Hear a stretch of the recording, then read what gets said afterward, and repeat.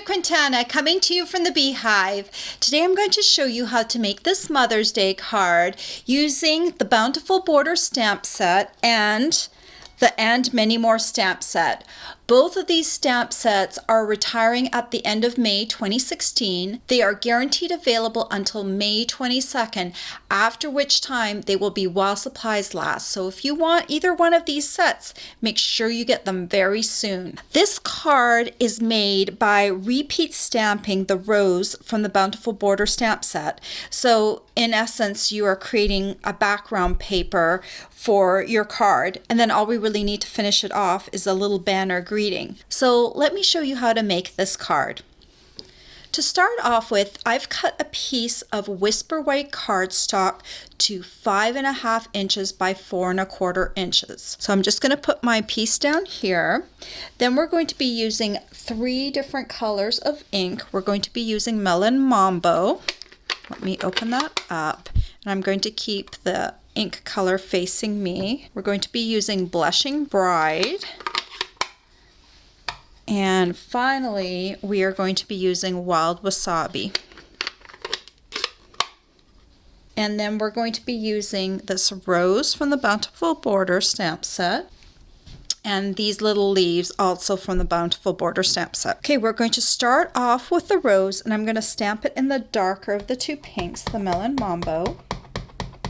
And I'm going to stamp it kind of near the center, but off to the side and down to the bottom a little bit. Just kind of have a look at where I'm stamping it and stamp it approximately there. You can really stamp this in any way you would like. I just developed a pattern that seemed to work well to fit all the roses in. But basically we're just stamping roses, and in the smaller spots we're stamping the leaves. So now I'd like to use my lighter color. So to change colors, I'm going to use my Stampin Scrub here. This is what we use to clean off our stamps. And I'm going to look for the side with the little raindrops on it. And I'm going to put that on close to me. And then afterwards I'm going to come and dry it on the other side. That side has a little symbol that is a little sunshine.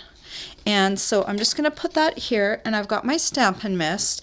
I'm just going to spray a little on my pad, being sure I don't spray it on my project. Let me just clean off my stamp and dry it really quickly. And then I'm going to ink it up in my Blushing Bride ink. And this time I'm going to stamp it just slightly above and to the right of my other flower, like that. And then I'm going to come in and I'm going to put some leaves on either side of the flower.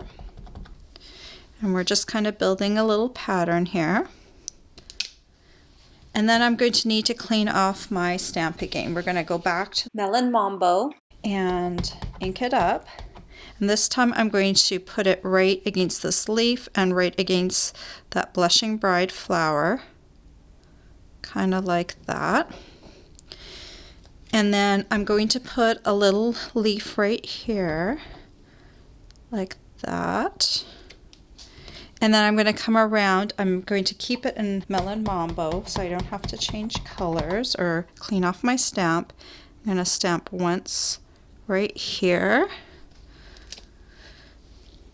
And then I'm going to stamp once right here, like that. Now let me change colors again. So let me clean off my stamp, and now we're going back to the Blushing Bride color. And I'm going to stamp that one right down here like that. And then I'm going to come in and stamp a leaf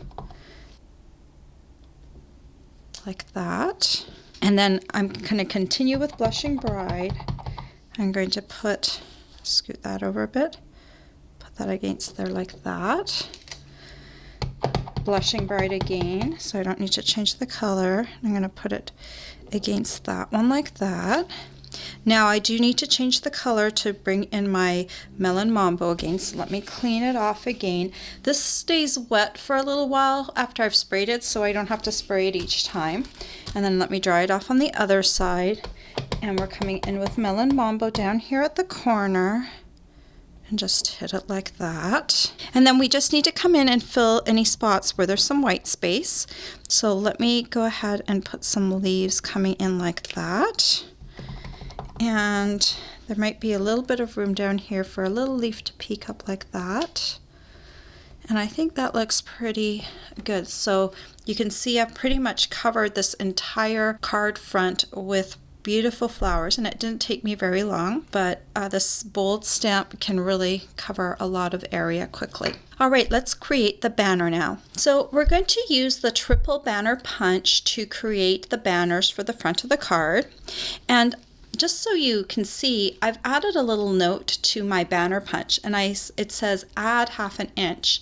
So if I want a 2.5 inch long banner, I am going to cut a 3-inch piece of cardstock.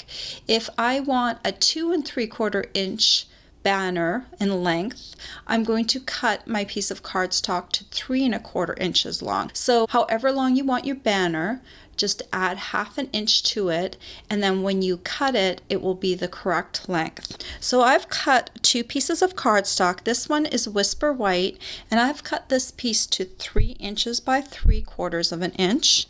And this piece is Wild Wasabi, and I've cut it to 3 1/4 inches by 1 inch. Now you're going to have a look at your punch, and the width for this slot right here is 1 inch long. Well, I want my one banner, my Whisper White banner, is going to be 3/4 inch. So I'm just going to center it on here instead of putting it to either side.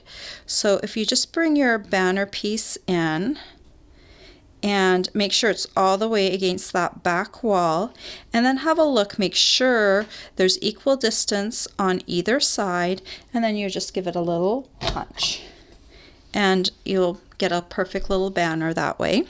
My other piece will fit in the slot perfectly. This one's the inch one, so all you need to do is feed it on the slot and then give it a little punch. So here we go, we've got our little banners. And now I need to stamp my banner, and I'm going to be using the Best Mother Ever stamp from the And Many More stamp set, and I'm going to stamp it using Wild Wasabi ink. And when I stamp this, I'm going to stamp it towards the top of my banner because I'm going to put some pearls underneath to emphasize the Best Mother Ever part. So just when you're doing it, just make sure you give yourself enough room underneath to put your pearls. Then I'm going to come in and use some Tombow, and we're going to glue this together. Make sure it's straight, make sure it's aligned on the end. Okay, then I'm going to bring my card front back in, and I'm going to need a card base for it. So to make the card base, I cut a piece of cardstock to 8.5 inches by 5.5 inches, and then I scored it in half at the 4 1/4 inch mark. I'm just going to fold it in half and take my bone folder and smooth out that fold like that. And then we're just going to take a little bit of Tombow onto the back of here.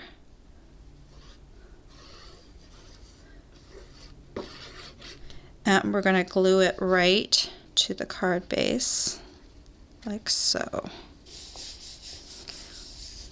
Okay, and then I've got my little banner already put together, and we're going to also glue that right onto the card, down here near the bottom, like that.